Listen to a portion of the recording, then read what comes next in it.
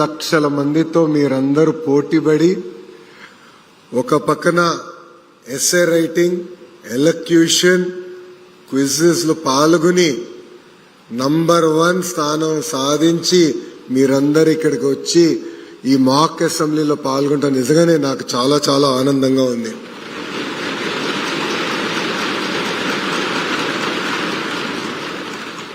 ఈ మాక్ అసెంబ్లీ అనేది ఒక ఉదాహరణ.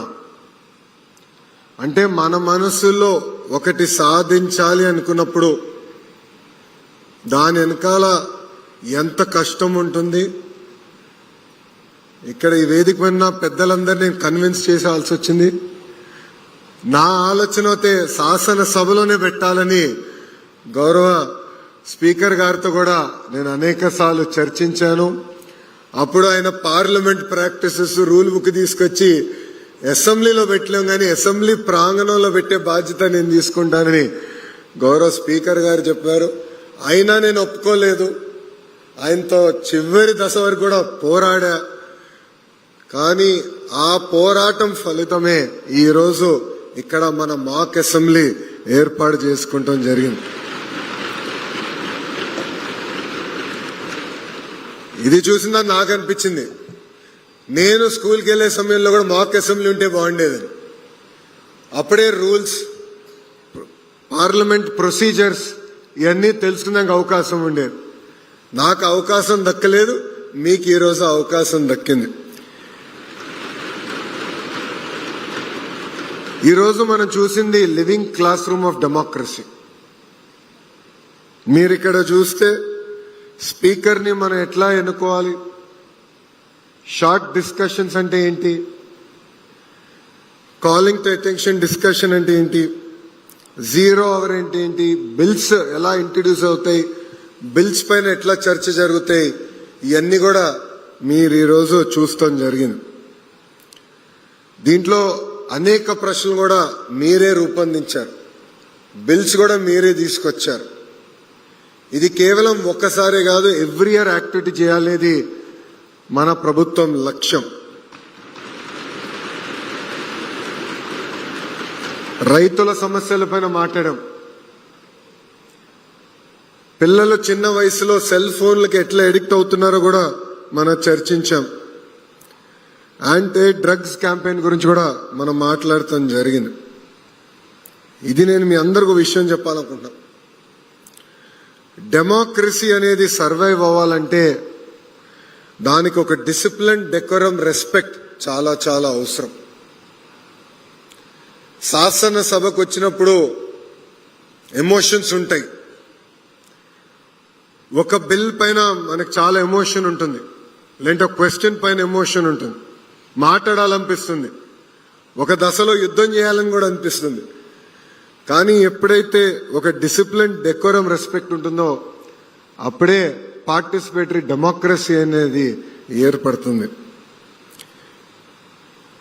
ఇదే రోజు అంటే 26 నవంబర్, కానీ 1949లో భారతదేశం మన రాజ్యాంగాన్ని అమలు చేస్తాం జరిగింది.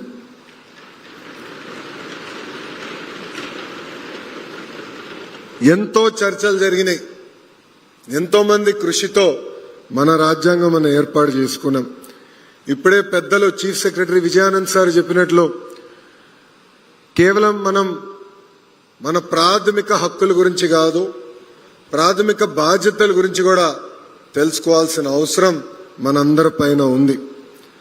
రాజ్యాంగం అనేది కేవలం మన రైట్స్, లాస్ గురించి కాదు, కానీ మన వాల్యూస్, కరేజ్ గురించి, కలెక్టివ్ రెస్పాన్సిబిలిటీ గురించి కూడా మనందరం ఆలోచించాల్సిన అవసరం ఉంది.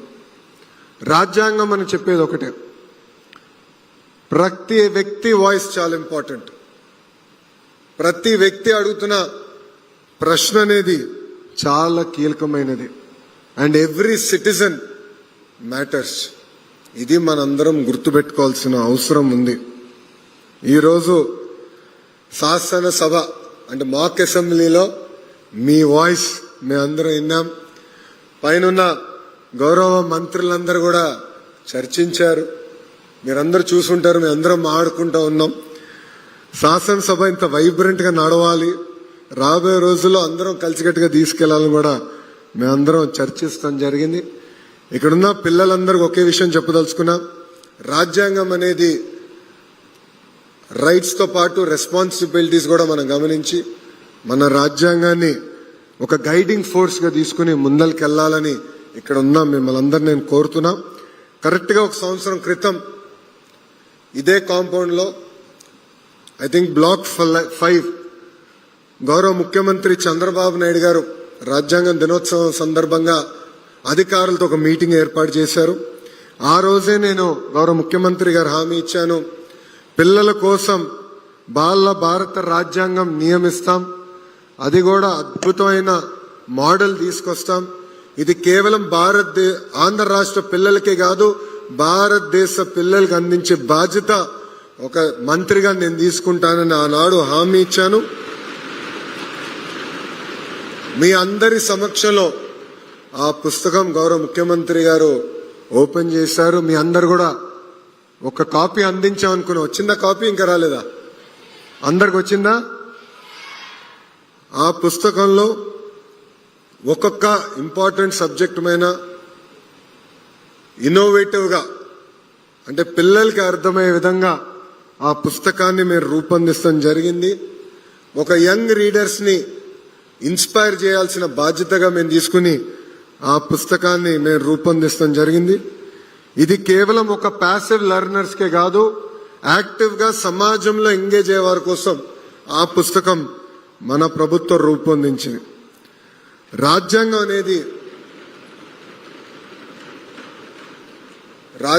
అనేది భారతదేశాన్ని ఒక సోల్ లాంటిది.